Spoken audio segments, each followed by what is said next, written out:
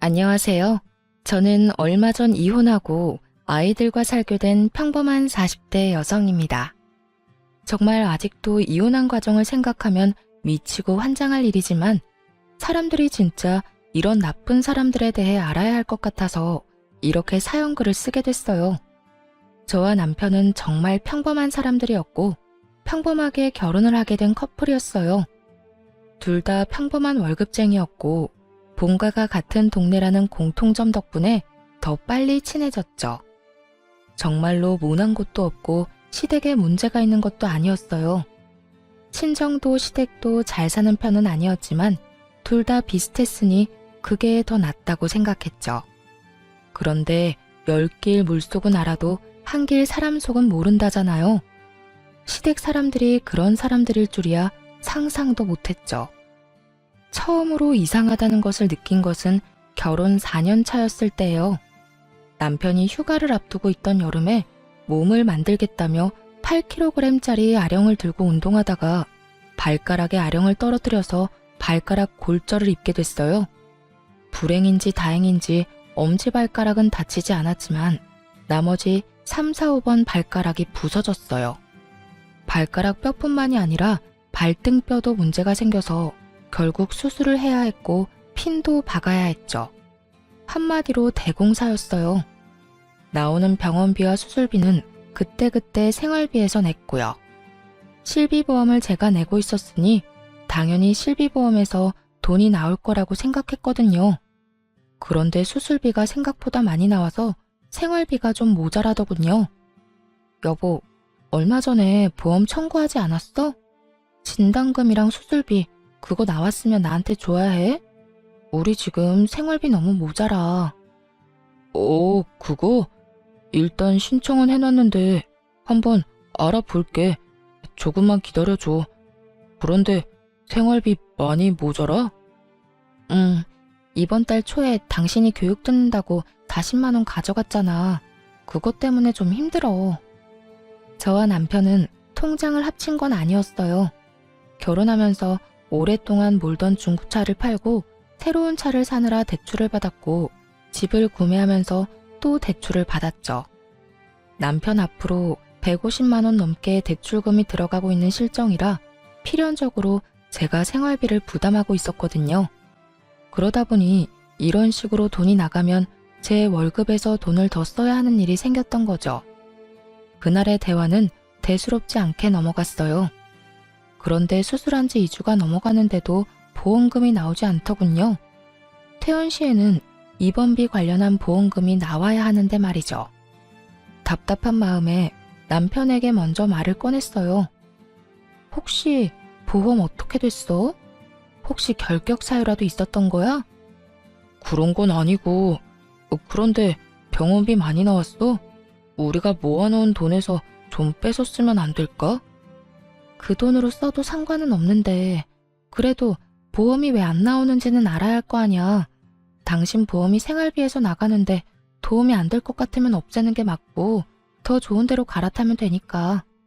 그렇게 말하면서 남편을 봤는데 남편은 곤란한 얼굴을 하고 있더라고요. 거기에서 뭔가 있는 것 같다는 생각이 들었어요. 남편이 원래 손해보는 걸 싫어했거든요. 계산을 꼼꼼하게 잘하고 관리도 잘하는 사람인데 보험 하나 가지고 저런 곤란한 얼굴을 하는 건 중간에 문제가 있다는 이야기잖아요. 그래서 남편을 추궁했어요. 보험 약관 한번 보여줘. 문제가 뭔지 내가 찾을 테니까. 여보, 그냥 이번 한 번만 넘어가면 안 될까? 나도 말하기 좀 그래서 그래. 도대체 뭐 때문에 이렇게 당신이 저 자세로 나와? 다음에도 이런 일 없으리란 보장 없잖아.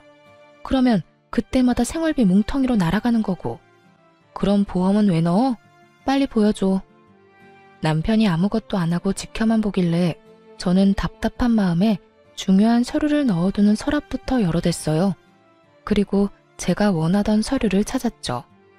그런데 남편 실비의 피보험자가 남편이고 계약자, 즉 계약을 체결한 사람이 시모로 되어 있더군요. 게다가 수익자도 시모였어요. 저는 설마 하는 마음으로 남편을 쳐다봤어요. 남편이 고개를 푹 숙이더군요. 설마 어머님이 청구 금액 다 가져간 거야? 당신 이거 처음부터 알고 있었어? 그거 나 사회생활 시작할 때 엄마가 아는 사람 통해서 받아준 거거든.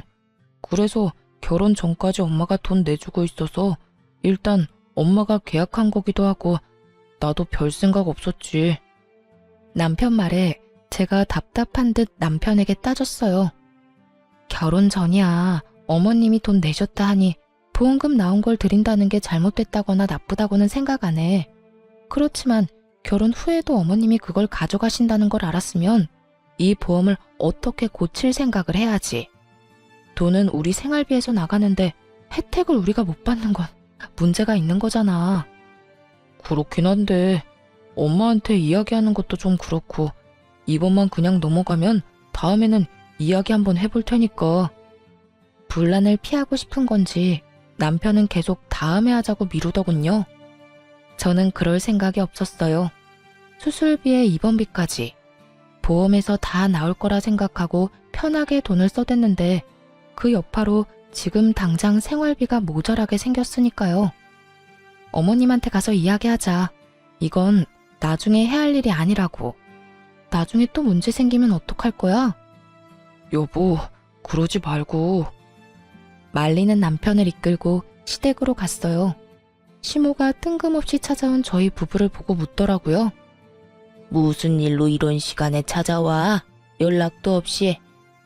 어머님, 이 사람 보험 청구한 금액 어머님이 다 가져가신 거 사실이에요? 제 말에 시모가 눈을 새초롬하게 뜨더니 딴짓을 하며 말하더군요. 내가 그 보험 들어준 계약자니까 당연히 나한테 돈이 다 들어오지. 내가 들어준 거 아니냐? 아들이 피보험자고 내가 계약자니까. 어머님, 그럼 보험을 넣으신 이유는 뭐예요? 보험을 왜 넣다니? 당연히 아플 때 도움되라고 넣었지. 지금 그걸 어머님이 가져가시는 바람에 도움이 하나도 안 되고 있어요. 저희 생활비 펑크 났거든요. 그리고 아픈 사람은 남편인데 왜 남편한테는 도움 하나도 안 되고 어머님한테 돈이 들어가는 건지 솔직히 이해가 안 돼요. 계약을 그렇게 했는데 그럼 어쩌냐? 너 설마 그 돈 때문에 여기 와서 나 잡는 거니? 잡는 게 아니라 확실하게 하고 넘어가려고요. 솔직히 이제 그 보험비도 저희가 받아와서 내는데 왜 어머님이 그 돈을 가져가는지 모르겠네요. 청구 금액 돌려주실 거죠? 내가 그 돈을 왜 줘야 하는지 모르겠구나. 엄연히 그런 보험이야. 내가 아들 보험 들어주면서 그 정도도 못하니? 아니 꼬우면 내가 아들 키워준 대가라고 생각해. 어이없는 말을 들으니 답답하기만 하더군요. 저는 찍소리도 못하고 가만히 있던 남편을 불렀어요. 여보, 당신은 어떻게 하고 싶어? 이렇게 앞으로 병원비 보험 지원도 안 받으면서 생돈으로 다 낼 생각이야? 그건 아니지만. 남편은 정말 답답하게도 저와 시모 사이 눈치만 보더군요. 하긴 자기 입으로 무슨 말을 하겠어요? 결혼 전에는 시모가, 결혼 후에는 제가 내줘서 본인이 돈 낸 적은 한 번도 없으니 말이죠. 남편에게 말해서 안 될 것 같아서 시모에게 단도직입적으로 말했어요. 그러면 계약자를 남편 이름으로 변경해주세요. 수익자도 당연히 남편으로 해주고요. 남편이 애도 아니고 자기 결정권 없는 사람도 아닌데 굳이 계약자 피보험자 나눌 필요 없잖아요. 그리고 무엇보다 돈을 우리가 내고 있으니까요. 내가 왜 그렇게 해줘야 해? 너희 참 이상하구나. 그럼 여태껏 내가 낸 돈은 어쩌라는 말이니? 지금 이 상황에서 이상한 건 어머님이시죠. 설마 아들 아픈 걸로 용돈벌이 하시려는 건 아니죠? 제 발언이 조금 강했던 건지 시모 얼굴이 완전 황당하다는 듯 벌겋게 달아오르더군요. 무슨 말을? 이 상황이 딱 그거잖아요. 정작 아픈 아들이 돈 다 내고 치료받았는데 보험은 어머님이 다 먹겠다는 말이 그 뜻으로밖에 안 들리잖아요. 제가 어플 체크해보니 여태 보험비를 아예 안 받았던 것도 아니고 그 전에 받으신 것만으로도 내신 금액은 돌려받으신 것 같은데요. 제 말에도 시모는 아무 말 없이 입만 꾹 닫고 있더군요. 더 이상 말하면 자기 얼굴에 똥칠하는 것밖에 안 되니 뭐를 새로 일관하려는 느낌이었어요. 그 모습에 저도 마음 단단히 먹었죠. 지금 당장은 남편 건강이 그리 나쁘지 않아서 저 보험이 필요 없을 수도 있지만 나중에 나이가 들면 저희가 얼마나 큰 손해를 보겠어요.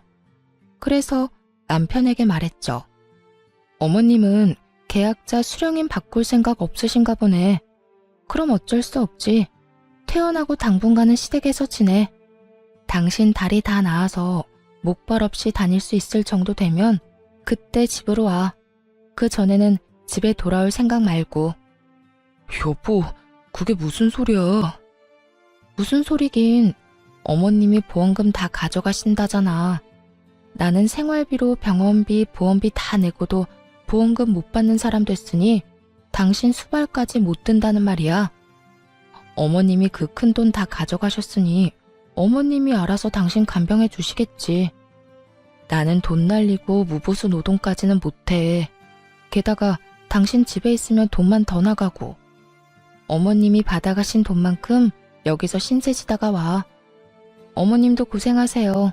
이 사람 아직 해야 할 거 많아서 도와주셔야 할 거예요.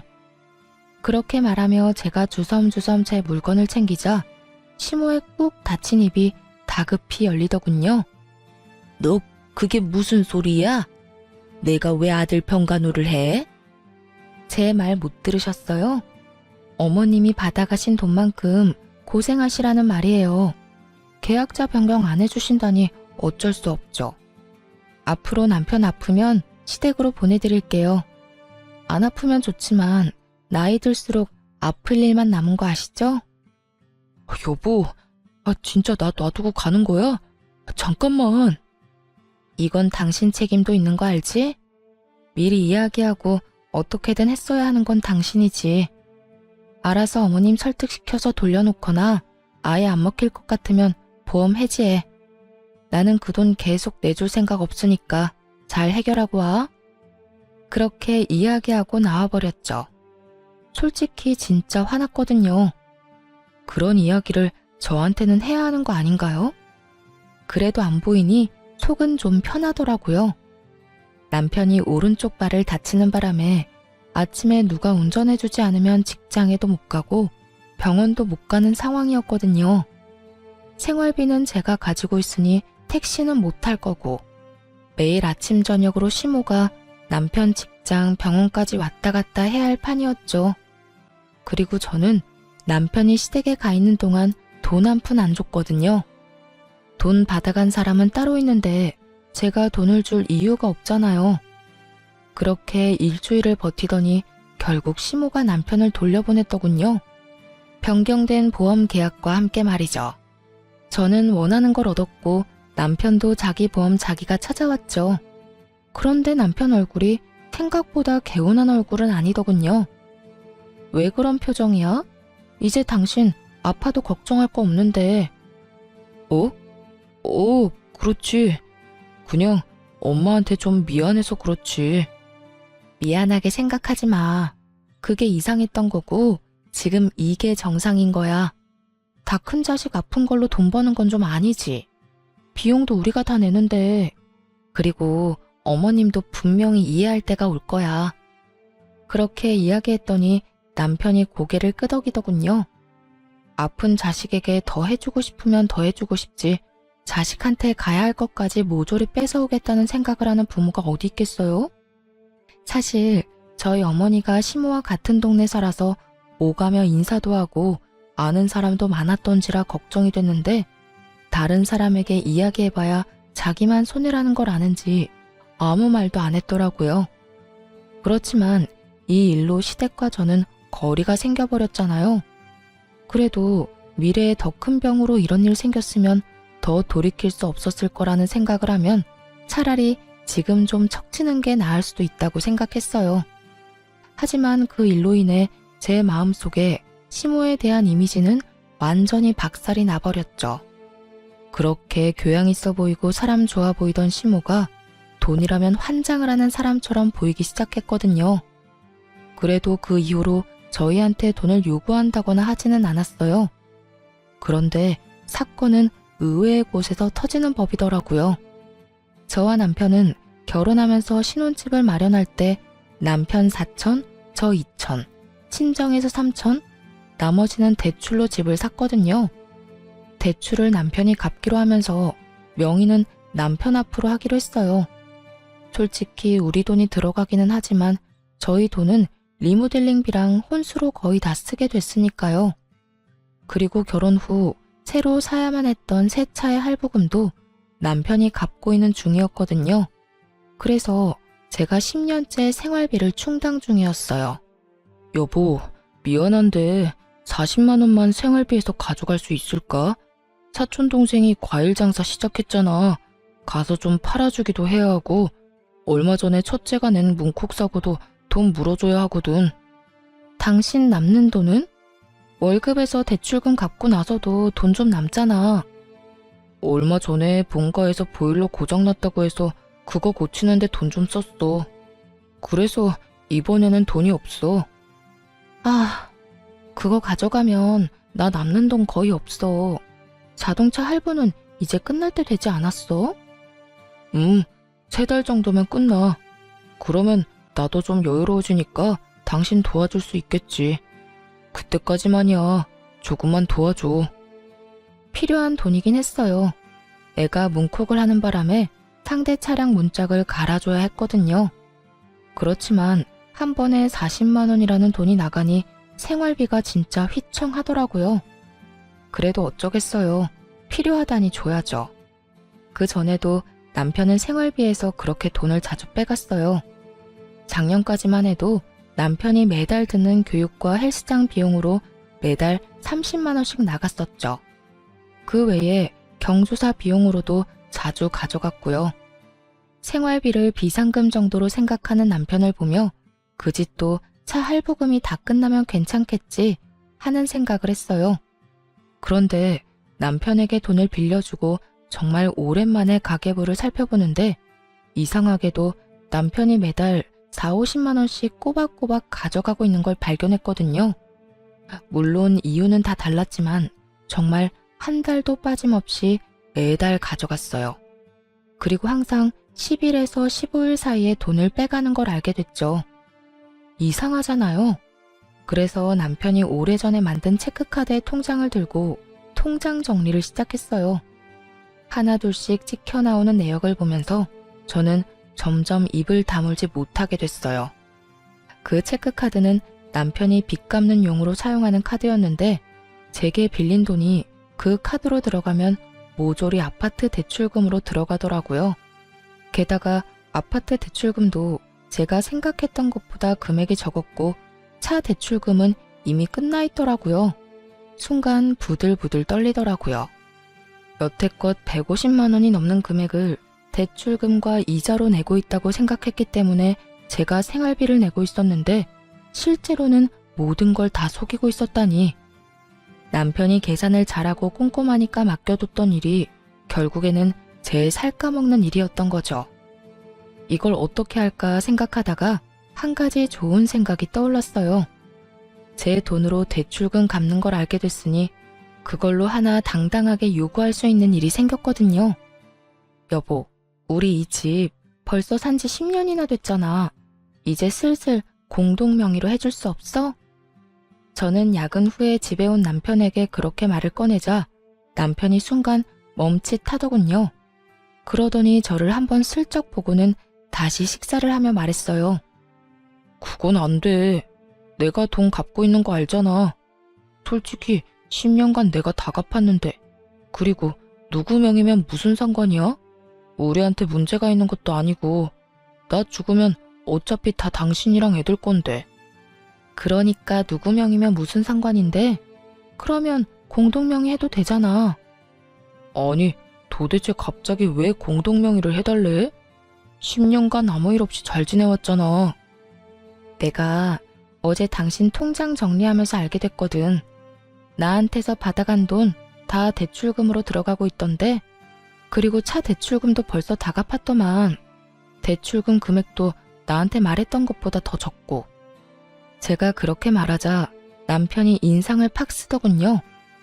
그걸 당신이 왜 봐? 그거 사생활 침해야. 그럼 난 그거 모르고 내내 당신한테 뒤통수 쳐맞고 있어야 됐어? 당신 진짜 어이없다. 내 돈으로 생활비하고 대출금까지 갚았으면 당연히 내가 원하는 것 정도는 해줘야 하는 거 아니야? 왜 나만 죽어라 돈 대고 있는데? 그럼 이참에 말해봐. 나한테 가져간 돈이랑 당신이 원래보다 부풀린 대출금 다 어디로 가져가는 건데?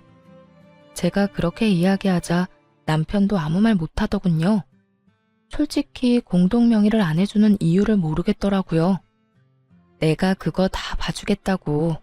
그러니까 공동명의 하나 해달라는 건데 그게 그렇게 힘들어? 막말로 내가 내 월급으로 내 용돈 썼어? 내 월급으로 생활비 하느라 모아놓은 돈도 많이 없는데 너는 나 몰래 뒷주머니 차고 있었잖아. 이 집에 기여하는 돈으로만 본다면 제가 남편보다 돈을 더 많이 내고 있었는데 말이죠. 남편의 저런 모습을 보니 저도 부글거렸어요. 그래도 해주겠다는 말은 절대로 안 하는 남편을 보며 저도 마음을 굳게 먹고 말했죠. 그래, 당신 맘대로 해.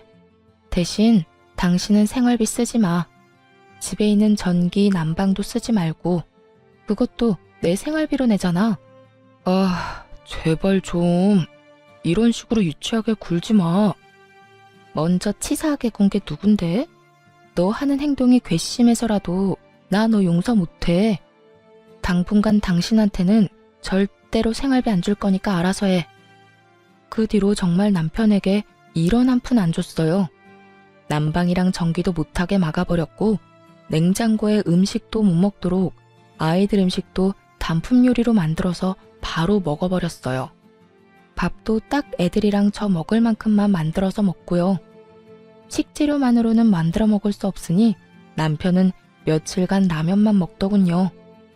그렇게 치사하고 깐깐하게 구니 한 3개월이 지나자 남편이 저에게 항복의 메시지를 보냈어요.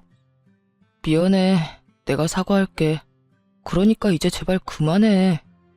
시켜 먹는 것도 하루 이틀이고 아침 거르는 것도 익숙하지 않은 사람에게는 더 힘든 법이거든요. 결국 그걸 견디지 못한 남편이 저에게 먼저 사과를 하게 된 거죠. 미안하면 공동명의나 해줘. 솔직히 나도 이렇게 치사하게 굴기 싫거든. 근데 여태껏 들어간 내 돈이 아까워서라도 그러면 안 되는 거잖아. 그리고 결혼할 때 언젠가는 공동명의 해준다고 했잖아. 그 말 지금 지킨다고 생각해. 10년간 나한테 돈 부풀리고 가져갔으면 이 정도 요구가 그렇게 큰 건 아니잖아. 그치? 제 말에 남편이 한숨을 푹 쉬더니 그러더군요. 알았어. 공동명의 해줄게. 저는 기분이 너무 좋았어요. 그렇지만 너무 티내지 않으려고 노력했죠. 사실 결혼 초에는 공동명의는 해도 안 해도 그만이라는 생각을 하고 있었는데 결혼 10년 차 되니 제 재산을 가지고 싶다는 생각이 들었거든요. 게다가 제가 돈을 안 버는 것도 아니고 그걸로 집에 생활비로 다 쓰는데 제 앞으로 된 재산이 아무것도 없다는 것도 좀 싫었고요. 그래서 남편이 공동명의 해줄 날만 기다리고 있었죠. 그런데 그 다음날 시모가 저희 집에 찾아왔더군요. 너 이게 도대체 뭐 하는 짓이니? 네가 뭔데 공동명의를 요구해? 네가 한 게 뭐가 있는데 내 자식 재산을 넘봐? 어이가 없었어요. 다짜고짜 와서 저한테 이런 막말을 하다니.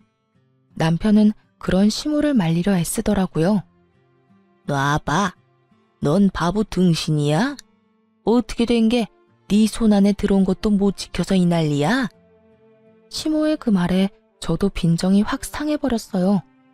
솔직히 왜 제가 저런 소리를 들어야 하는지 모르겠더라고요. 그래서 저도 시모에게 이야기했죠. 어머님, 남편이 그간 저한테 가져간 돈이 얼만지 아세요? 그리고 남편이 그간 대출금 부풀려서 이야기해서 생활비 지원조차 안 하고 뒷주머니 찬 게 얼만지는 알고 그런 말씀하시는 거예요? 그게 무슨 소리야? 집값 낸 사람이 집주인이지. 그러니까요. 그 집 대출금도 제 돈 가져가서 냈던데 그것도 모르고 지금 여기 와서 저한테 이러시는 거예요? 뭐? 그게 무슨 소리야? 시모가 처음 듣는 내용인 듯 남편을 쳐다보더군요. 남편이 한숨을 푹 쉬고는 시모에게 말했어요. 제가 와이프 생활비로 대출금을 좀 냈어요. 얼마를? 한 달에 4, 50만 원 정도요. 올랑. 화내려는 시모 앞에 제가 한마디 더 붙였어요. 매달요. 10년간. 그래도 그렇지. 4, 50만 원은 내줘도 되지. 제가 생활비로 150, 200 정도 이미 내는데도요. 생활비도 네가 내냐? 넌 생활비 안 줘? 네. 남편 말에 시모가 눈을 질끈 감더군요. 제가 이 집과 생활 유지에 돈을 더 많이 내는데 그거 요구하는 게 과한 일인가요? 나는 모르겠다. 니들이 알아서 해라. 시모는 무슨 말이 하고 싶어서 왔는지는 모르겠지만 그 말만 남기고 후다닥 사라졌어요. 분명히 아들 편을 들며 저를 혼내주고 싶었던 모양인데 어쩌겠어요. 사실로 따지면 제가 그 집을 가져도 모자란 것을. 그리고 솔직히 애초에 리모델링 비용까지 하면 오로지 남편 거라고 하는 것도 웃기잖아요. 그렇게 남편은 조만간 공동명의 해주겠다고 약속까지 했어요. 기분이 좋았지만 그 기분도 금방 가라앉았어요. 남편 때문이 아니라 친정사정 때문에요. 저희 친정어머니가 지병으로 몇 년을 앓고 계셨는데 당장 수술이 필요한 상황이었거든요. 게다가 저는 생활비 쓰느라 돈 모아놓은 것도 많지 않았고요. 남편과 함께 모아둔 돈은 더 큰 집으로 가거나 애들 교육에 쓸 목적으로 모은 거였거든요. 제가 남편에게 슬쩍 물었죠. 여보, 우리 모으고 있는 돈 좀 빌려줄 수 있어? 우리 엄마 이제 곧 이식 수술인데 수술비가 너무 많이 들어서. 장모님 이식 수술 잡혔어? 그런데 어쩌지? 그 돈 지금 빼면 더 손해야. 이때껏 모아놓은 돈은 다 더 부풀리려고 각종 펀드랑 주식에 넣어놨잖아. 지금 팔면 원금도 보전 못해. 남편이 난색을 표하며 안 된다고 하더군요. 그거 말고 지금 모으고 있는 돈들은 그냥 적금만 깨면 되니까 괜찮잖아. 그래도 그건 우리 집에 문제 생기면 사용할 비상금이잖아. 그걸 장모님 수술비로 주는 건 좀... 처남은? 처남은 돈 없대? 걔 이제 막 결혼했는데 무슨 돈이 있겠어? 그러지 말고 좀 빌려줘. 엄마 수술하고 나면 조금이라도 갚아줄 테니까. 안 된다니까 왜 이래? 그 돈은 안 쓸 거야. 단호한 남편 답변에 속이 확 상했어요. 설마 제가 공동명의를 해달라고 했다고 그걸 이런 식으로 갚나 싶은 생각까지 들 정도였죠. 그럼 공동명의나 빨리 해줘. 꽥 소리 지르고 그날 대화는 그렇게 종료됐어요. 장모님이 아프다는데 괜찮냐는 말은 한마디도 없고 돈은 절대 못 빌려준다는 남편놈에게 우라가 치밀었어요. 그 다음날 남편이 야근하는 동안 저는 칼퇴근하고 집에 와서 남동생을 불렀어요. 누나, 엄마 수술비 어떡할 거야? 엄마 보험은 없나? 보험 있긴 한데 기대하기는 좀 어려워. 특약도 많이 없었고 그냥 기본이라. 낸 만큼 다 못 돌려받을 가능성이 높지. 너희 매형도 진짜 너무하지 않니? 어떻게 장모님 아프다는데 돈 절대로 못 빌려준다고 그렇게 선을 긋고. 너무 그렇게 생각하지 마. 매형도 생각이 다 있겠지. 일단은 대출이라도 해봐야지 뭐. 그렇다고 엄마 저대로 수술도 못하게 둘 수 없잖아. 아버지 돌아가시고 우리 두 남매 키우느라 고생하셨잖아. 호강도 못 시켜드렸는데. 동생을 집으로 부른 건 반찬을 싸서 주기 위해서였어요. 올케가 입덧이 심했는데 저번에 저희 집에서 먹었던 음식이 너무 먹고 싶다고 해서 저희 집 반찬하면서 겸사겸사 양을 더 많이 해서 만들었거든요. 그래서 동생을 불렀는데 엄마 수술 이야기 때문에 커피 한잔하며 이야기하다가 시간이 좀 늦어졌죠. 남편은 아직 들어오지 않고 있어서 이만 동생을 보낼 생각이었어요. 반찬 양이 많아서 동생 배웅도 할 겸 지하 주차장으로 같이 내려갔어요. 엘리베이터 타고 내려서 동생 차에 반찬이랑 애기용 물품을 싣고 있는데 뒤에서 익숙한 목소리가 들리더군요. 그러니까 미친 거지. 왜 내가 모아둔 돈을 처가에 갖다 붓냐? 와이프가 정신이 나간 거지. 얼마 전에는 돈독이 올랐는지 집도 공동명의 하라고 해서 난리도 아니었잖아. 아무리 봐도 남편 목소리였어요. 순간 벙쪄서 아무 말도 못하고 듣기만 하는데 가관도 아니었어요. 내가 나서려니 동생이 갑자기 조용하라는 제스처를 하며 폰을 꺼내 허둥지둥 녹음 버튼을 누르더라고요. 공동명의 해줬냐고? 내가 왜? 나 그거 해줄 생각 없어. 그냥 말만 그렇게 해놓은 거야. 안 해주면 지가 어쩔 건데? 진짜 괘씸해서라도 안 해줄 거야. 그리고 자기 엄마 아픈 걸 왜 내 돈으로 해결하려고 하는지 이해가 안 간다니까. 돈이 너무 아깝잖아. 어차피 곧 죽을 사람 병원비를 왜 우리가 내? 그리고 늙어서 그 수술비 정도도 마련 못해서 끙끙거리는 것도 웃기고. 여하튼 처가 식구들 진짜 완전 비호감이야. 이야기를 듣는데 귀가 썩는 기분이 들더라고요. 그런데 더 놀라운 이야기가 그 뒤에 나왔어요. 그리고 저번에 보험이랑 대출 와이프한테 걸린 거 생각하면 아직도 한숨 나온다니까. 그래, 그 보험 청구 금액 와이프 몰래 엄마랑 나눴거든. 병원비는 생활비로 내고.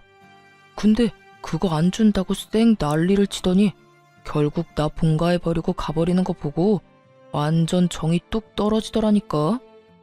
그걸로 이번에도 비상금 잘 모을 수 있었는데 딱 걸려가지고 대출금도 와이프 돈으로 야금야금 잘 넣고 있었거든. 부풀려서 이야기해서 생활비도 와이프가 다 내도록 설계 다 해놨는데 말이지. 이번에 걸리는 바람에 다음 달부터 와이프가 돈 달라고 할까봐 그게 걱정이야. 누구랑 무슨 통화를 하고 있는지는 모르겠지만 제 속내를 그대로 드러내는 남편놈 목소리를 들으며 진짜 하늘이 무너지는 기분이었어요. 처음부터 제 돈으로 자기들 배를 열심히 채우고 있었더라고요. 완전 열이 받을 대로 받은 저는 씩씩대며 주변을 살폈어요. 남편은 제가 지하 주차장에 있을 거라는 생각도 못하고 통화 끝나고 올라가려고 통화를 이어가고 있더군요. 저는 올케한테 챙겨주려던 겉절이 김치의 뚜껑을 열어서 남편에게 다가갔어요. 낄낄대며 발끝을 벽에 툭툭 차고 있던 남편놈 얼굴에 겉절이를 확 부었죠. 으이씨, 뭐야? 겉절이 맞은 남편놈이 얼굴을 들어 인상을 쓰더군요. 그리고 그 앞에는 그 인상보다 더 더러운 표정의 제가 있었죠. 야, 너 우리 엄마 수술비 안 빌려준다던 게 돈이 아까워서 그런 거였어? 어? 말해봐. 통화할 때는 말만 잘하더니 왜 꿀먹은 벙어리야? 저는 남편놈 멱살을 쥐면서 남편을 추궁했어요. 그랬더니 동생이 급히 저를 뒤에서 말리더군요. 누나, 참아. 이렇게 화낸다고 될 일 아니잖아. 누나가 일단 참아. 아이씨, 더 이상 나 열받게 하지 마. 지금 이 상황도 짜증내기 일보 직전이니까. 방구 낀 놈이 성질낸다고 딱 그거였어요. 지금 네가 짜증이 나? 그래, 내고 오늘 너 죽고 나 죽자, 어? 열받은 제가 또 달려들자 동생이 말렸어요. 너 이대로 나 안 넘어가? 이혼해. 당장 이혼하자고. 이딴 식으로 너한테 돈 한 푼이라도 더 주면 내가 등신이고 바보 천치지. 누가 그런다고 겁낼 줄 알아? 이혼? 그래, 해. 하면 되지 왜 못하겠어? 보나마나 내가 더 유리하다고. 진짜 미치고 환장하겠더라고요. 자기가 뭐라고 저렇게 당당한지. 저는 이 악물고 이혼 소송에 들어갔어요. 엄마가 아픈데 저놈 얼굴까지 보고 있다간 속에 천불이 날 것 같았거든요. 소송 진행 중에 엄마 이식 수술 날짜가 잡혔어요. 엄마한테는 이혼한다는 말 안 했거든요. 괜히 걱정하고 스트레스만 받으실까 봐요. 수술 다 끝나면 이야기할 생각이었죠. 수술 며칠 전 엄마가 저랑 동생 불러서 그러더군요. 혹시라도 수술 잘못되거나 문제 생기면 엄마 폰 안에 사진 첩봐. 엄마가 거기에 너희들한테 조금이라도 물려주려고 모아둔 것들 사진 찍어놨어. 비밀번호도 거기 같이 있고 사망보험금도 얼마 전에 물어보니 꽤 많이 나올 것 같고 모아둔 돈이랑 엄마 살던 집, 내 앞으로 된 시골 땅 팔면 너희 앞으로 3억씩은 돌아갈 거야.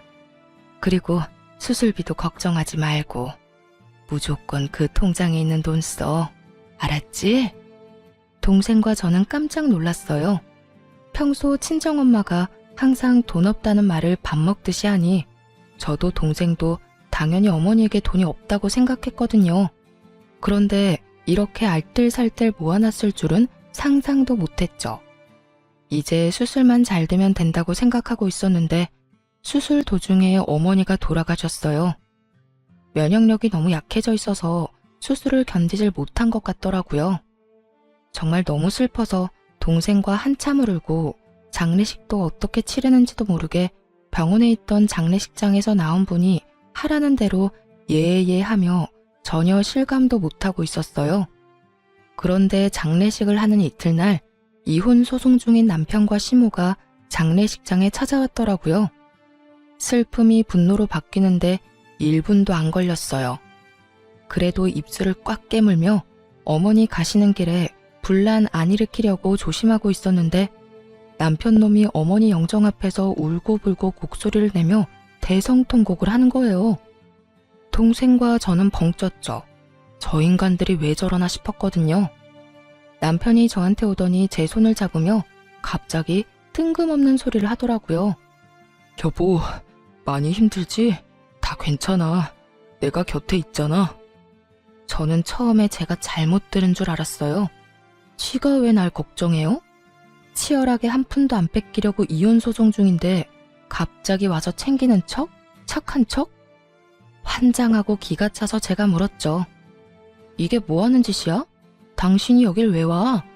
여기 와서 눈물 흘릴 자격도 없는 놈이? 저의 차가운 말에도 남편 놈이 제 손을 꼭 붙잡더니 그러더군요. 많이 속상했지? 내가 다 미안해. 이렇게 장모님 잃고 나니 당신이 얼마나 소중한지 깨달았어. 그러니까 우리 이혼은 없던 걸로 하고 다시 잘 살아보자. 점점 더 기괴해지는 남편놈 행동에 저는 이 인간의 의중을 알 수 없어서 궁금증만 생길 뿐이었어요. 다시 잘 살아? 당신이랑 내가 왜? 나한테 한 푼도 주기 싫어서 이혼 소송도 그렇게 지랄맞게 하고 있으면서? 그래, 당신 입장에서는 그렇게 생각할 수 있지. 하지만 다 당신을 위해서였어. 그리고 당신이 원하면 다시 재결합하면 바로 집도 공동명의로 해줄게. 그거 당신이 원했잖아. 남편놈 말에 미치고 팔짝 뛰겠더라고요. 갑자기 재결합 이야기를 왜 하냐고요? 근데 그 의문을 해결해줄 사람이 금방 다가오더라고요. 시모와 어머니의 친구분이셨어요. 어머니 친구분은 보험 설계사로 일했었고 지금은 일을 그만두셨는데 이분이 저희 어머니와 시모 두 사람을 다 알고 있었거든요. 아휴, 그래. 저번에 사망보험금 얼마 나오는지 알려달라고 전화했을 때도 너희 이혼 전혀 모르고 있었어. 그리고 네 시어머니도 둘이 진짜로 헤어질 생각 없어서 네 어머니한테 말 안 한 거라고 하던데 둘이 잘 돼서 어머니 모시면 얼마나 좋아하겠어. 그 보험 설계사의 말을 들으니 이제 알겠더라고요. 이 인간들이 뭘 원했는지요. 엄마가 사망보험금 알아보러 전화한 후에 시모랑 보험 설계사가 통화한 게 틀림없어 보였어요. 보험 설계사가 엄마 재산에 대해 이야기했겠죠. 그러니 돈 때문에 지금 저한테 다시 재결합하자는 이야기였죠. 그리고 지금 이혼 소송이 남편에게 유리한 쪽으로 흘러가지는 않고 있었거든요. 남편은 제가 집값을 내지 않아서 재산 분할을 해줄 수 없다는 상황인데 제가 남편 계좌로 보내준 돈과 생활비에 쓴 돈까지 제가 쓴 금액이 더 많아서 남편 원하는 비율로 안 되고 있었거든요.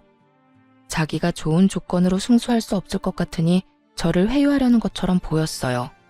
게다가 유산으로 돈이 많이 나온다니 그것도 노렸을 테고요. 제가 몰랐으면 몰랐지 남편과 시모의 행동과 생각을 모두 알고 있는데 이런 개수작을 부리다니. 제가 얼마나 만만하게 보였으면 이럴까 싶었어요. 그것도 보인이 된 저희 어머니 앞에서 아까워서 수술비 못 주겠다고 지 입으로 말하던 놈이 뭐가 그렇게 당당한지. 그런데 시모가 그때 제게 다가오더니 굉장히 슬픈 얼굴로 말하더라고요. 아가, 고생이 많다.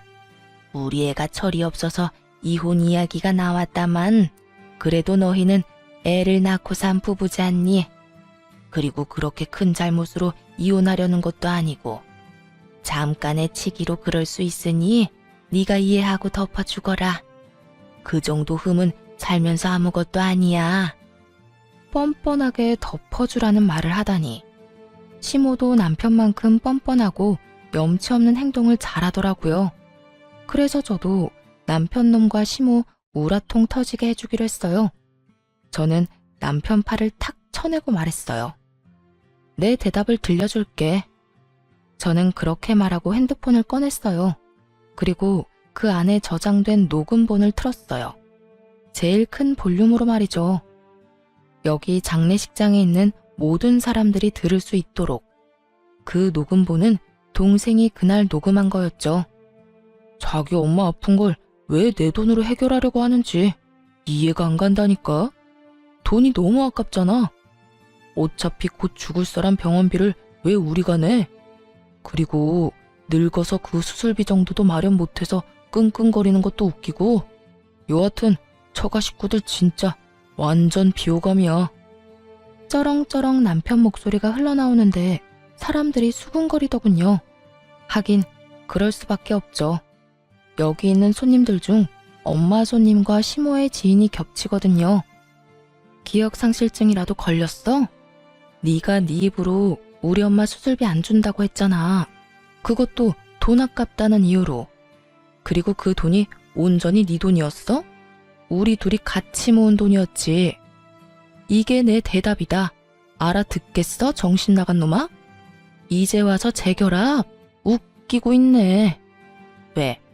엄마 죽고 나니까 이제 돈 나갈 거 없어 보이니 나하고 재결합할 생각이었어? 근데 어쩌냐? 너 같은 인성의 남자랑 결혼한 게 내 인생 최악의 선택인데. 2번 다시 몇 억을 너랑 같이 준다 해도 너랑 재결합은 없어. 제 말이 끝남과 동시에 장례식장이 웅성거리기 시작했어요. 설마 진짜로 저랬단 말이야? 저게 사위가 아니라 웬수지. 아이고, 저거 모르고 간 고인이 다행인 건지 불행인 건지. 세상에, 겉으로는 며느리가 잘못해서 이혼한다더니 그게 아니라 자기 아들한테 문제가 있었네. 아무리 그래도 처갓집을 저렇게 홀대할 수가 있어? 뒤에 이야기가 더 흘러나올수록 사람들의 이야기 소리는 더 커졌고 시모와 남편은 얼굴이 새빨개져서는 저를 찌를 듯이 노려보더군요. 제가 겁이라도 낼 줄 알았나 봐요. 제가 도리어 더 눈을 똑바로 뜨고 째려보는데 동생이 그 사이에 끼어들어왔어요. 형님, 여기서 형님 반기는 사람 아무도 없어요. 저희 가족들도 누나도 그리고 저희 어머니도요. 그러니까 알아서 좀 빠져주세요. 저렇게 조롱해놓고 저희 어머니 장례식에 오는 건 저희를 무시하는 건가요?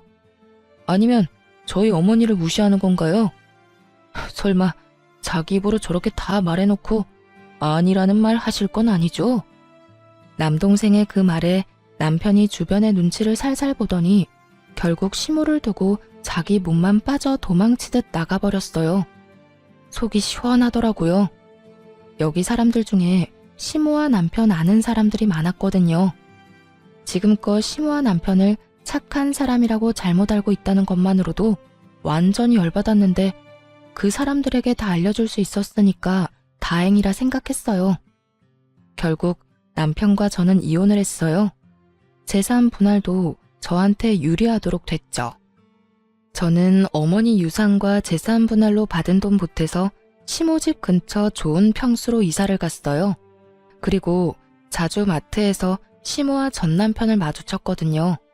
그전에는 그렇게 기고만장해서 코가 하늘을 찌르더니 지금은 저를 봐도 모른 척하기 바쁘더군요. 왜냐고요? 마트 갈 때마다 아는 사람들이 그런 이야기를 해주거든요.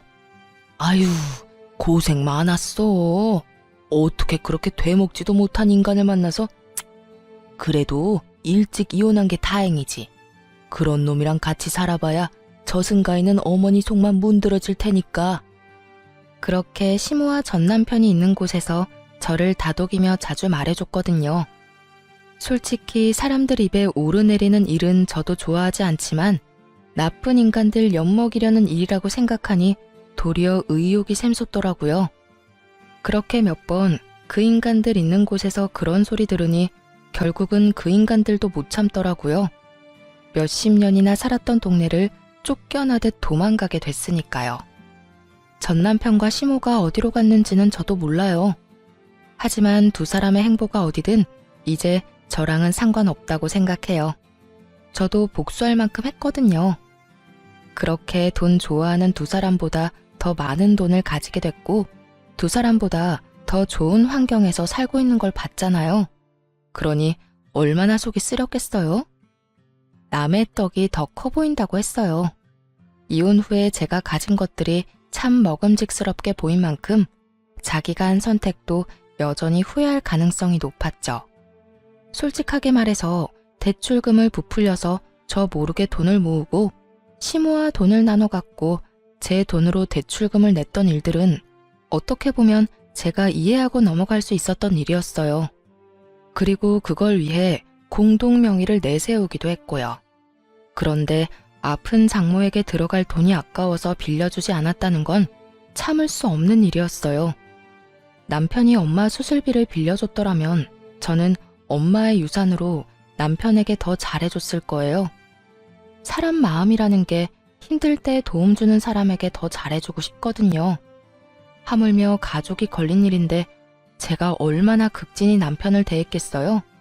그런데 꼴랑 그거 아까워서 자기가 가질 수 있었던 모든 걸 잃게 됐으니 옆에 있을수록 자괴감과 후회가 전 남편과 시모를 무척 괴롭혔을 거예요.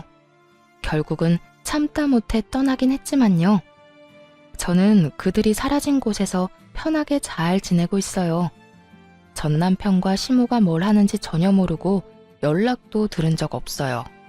다만 한 가지는 정확하게 알죠. 여기로 두 번 다시 돌아오지 못할 거라는 거요. 알게 모르게 좁은 동네였거든요. 제 결혼은 그렇게 확실하게 끝이 났죠. 여러분, 들어보니 어떠세요? 정말 세상에 이상한 사람 많죠? 겉으로만 봐서는 모른다니까요. 저도 남편이 저런 놈인지 나중에 알게 됐으니까요. 저도 그 일 경험 삼아 사람 보는 눈을 더 기르려 노력 중이에요. 오늘 사연은 저런 인간들도 있다는 걸 알려드리고 싶어서 쓴 거예요. 제 사연 재미있게 읽어주셨다면 감사합니다.